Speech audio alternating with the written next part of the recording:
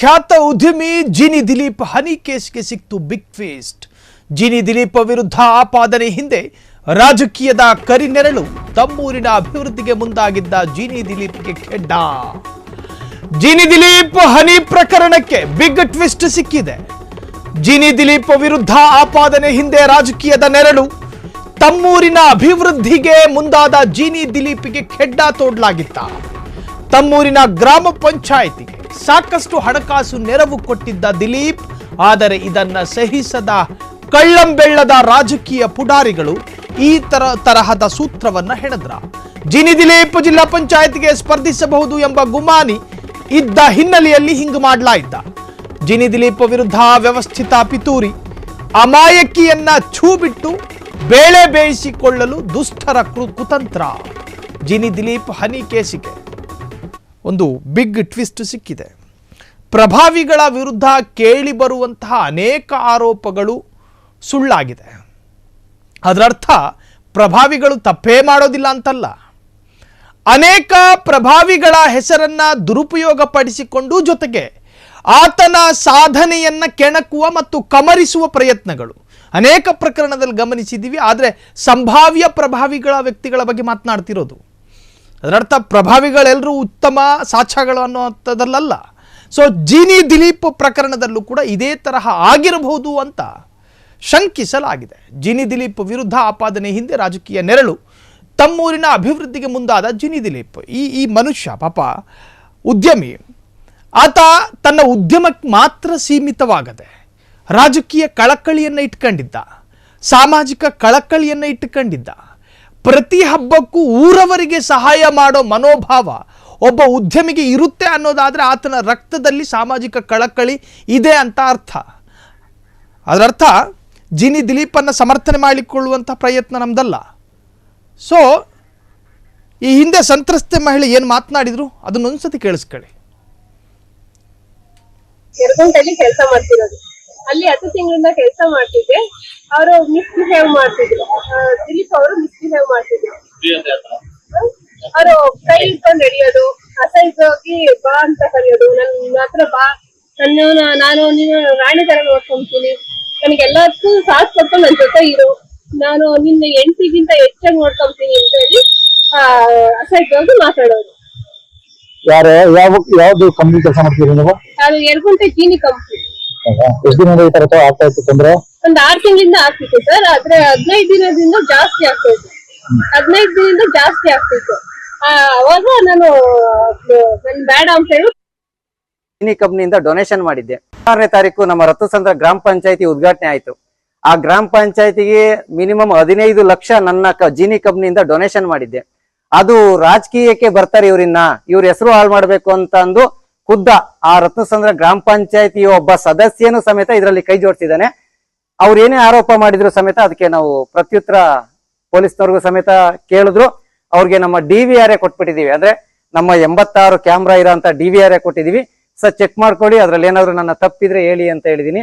ಯಾಕಂದ್ರೆ ಇವತ್ತು ನೀವೆಲ್ಲ ಕಾಮೆಂಟ್ ಆಗ್ತಾ ಇದ್ರಿ ಕೆಲವರು, ಅವನಿಲ್ಲ ಹಂಗೆ ಹಿಂಗೆ ಅಂತ.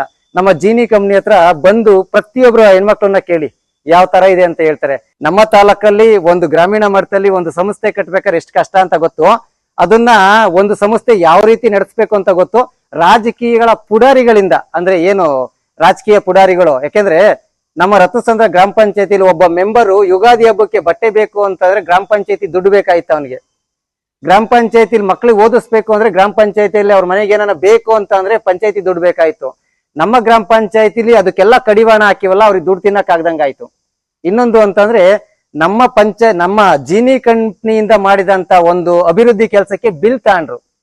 ಆ ಬಿಲ್ಲು ನಾವು ಮಾಡಿದ್ಕೆ ಯಾಕೆ ತಾಂಡಿದ್ದು ನೀವು ಅಂತ ಕೇಳಿದ್ಕೆ ಅವ್ರಿಗೆ ಬಂತು ಹೊಟ್ಟೆ ಊರಿ. ಅಂದ್ರೆ ಕೆಲವು ರಾಜಕಾರಣಿಗಳು ಜೀನಿ ಕಂಪ್ನಿಯವನು ಏನಾದ್ರೂ ಜಿಲ್ಲಾ ಪಂಚಾಯತಿಗೆ ಏನಾದ್ರು ಬಂದ್ರೆ ಅಭಿವೃದ್ಧಿ ಕೆಲಸಕ್ಕೆ ಜಾಸ್ತಿ ಒತ್ತು ಕೊಡ್ತಾನೆ, ನಮ್ಮನ್ನೆಲ್ಲ ತುಳಿದಾಕ್ತಾನೆ, ನಾವು ತಿನ್ನೋದಕ್ಕಾಗಲ್ಲ ಅನ್ನೋ ಉದ್ದೇಶದಿಂದ ಆ ಹುಡುಗಿನ ಮುಂದೆ ಬಿಟ್ಟು ವಿಡಿಯೋ ಮಾಡಿಸಿದ್ದಾರೆ.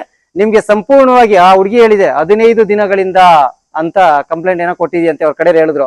15 ದಿನದ್ದು ಸಮೇತ ನಿಮ್ಗೆ DVR ಕೊಡ್ತೀನಿ. 15 ದಿನದಲ್ಲಿ ನಾನು ಎರಗುಂಟೆಯಲ್ಲಿ ಎಷ್ಟು ದಿನ ಇದ್ದೆ, ಹೊರಗಡೆ ಎಷ್ಟು ದಿನ ಇದ್ದೆ ಅಂತ ಸಂಪೂರ್ಣ ಮಾಹಿತಿ ಕೊಡ್ತೀನಿ. ಇದನ್ನ ನಮ್ಮ ಹೆಸರು ಹಾಳು ಮಾಡೋದಕ್ಕೆ ಮಾಡಿರೋ ಷಡ್ಯಂತ್ರ, ತೊಂದರೆ ಇಲ್ಲ.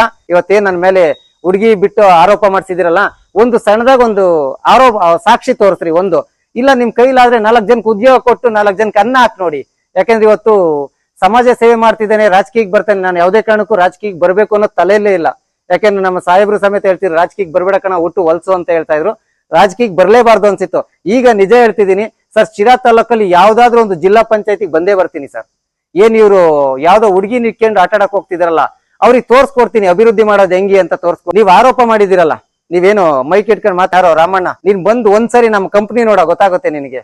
ನೀನ್ ರೋಡಲ್ಲಿ ದುಡ್ಡು ಇಸ್ಕೊಂಡಿದ್ದು ನನ್ನ ಹತ್ರ ದಾಖಲೆ ಇದೆ. ಈಗ ಆರೋಪ ಮಾಡಿ ದಾಖಲೆ ಇದೆ, ಸುಮ್ನೆ ಏನಕ್ಕೆಲ್ಲ ಮಾಡ್ತೀರಾ? ಒಂದು ಕಂಪ್ನಿ ಬೆಳೆಸ್ರಿ, ಹುಟ್ಟಿಸ್ರಿ, ಇಲ್ಲ ಬಂದ್ ನೋಡ್ರಿ ಯಾವ ರೀತಿ ಕಷ್ಟ ಬಿದ್ದು ಕೆಲಸ ಮಾಡ್ತಾರೆ, ಯಾವ ರೀತಿ ಇದಾರೆ ಅಂತಾನ.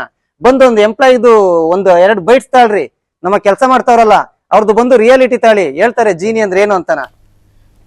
ಇದು ಸಂತ್ರಸ್ತ ಮಹಿಳೆಯ ಆರೋಪ, ಜೊತೆಗೆ ಅದಕ್ಕೆ ಸಂಬಂಧಪಟ್ಟ ಹಾಗೆ ಪ್ರತ್ಯಾರೋಪ ಜೀನಿ ಕಂಪನಿಯ ಮಾಲೀಕರು. ಇಲ್ಲಿ ಆಕೆ ಹೇಳ್ತಾ ಇರತಕ್ಕಂತಹ ಆರೋಪ ಶುದ್ಧ ಸುಳ್ಳು, ಸುಮ್ಮನೆ ಆಧಾರ ರಹಿತವಾದಂತಹ ಆರೋಪವನ್ನು ಮಾಡಲಾಗ್ತಾ ಇದೆ. ನಾನು ರಾಜಕೀಯವಾಗಿ ಬಲಾಢ್ಯಗೊಳ್ಳೋದನ್ನು ಸಹಿಸಿಕೊಳ್ಳದ ಸ್ಥಳೀಯ ರಾಜಕೀಯ ನಾಯಕರು, ಆಕೆ ಅಮಾಯಕೆ, ಅದನ್ನು ಕೂಡ ಜೀನಿ ಮಾಲೀಕರು ಹೇಳ್ತಾ ಇದ್ರು. ಆಕೆ ಅಮಾಯಕೆ, ಆಕೆಯನ್ನು ದುರುಪಯೋಗ ಪಡಿಸಿಕೊಂಡಂತಹ ರಾಜಕೀಯ ಪುಡಾರಿಗಳೇನಿದ್ದಾರೋ ಅವರು ನನ್ನ ಅಭಿವೃದ್ಧಿಯನ್ನು ಸಹಿಸಿಕೊಳ್ಳಲಿಲ್ಲ.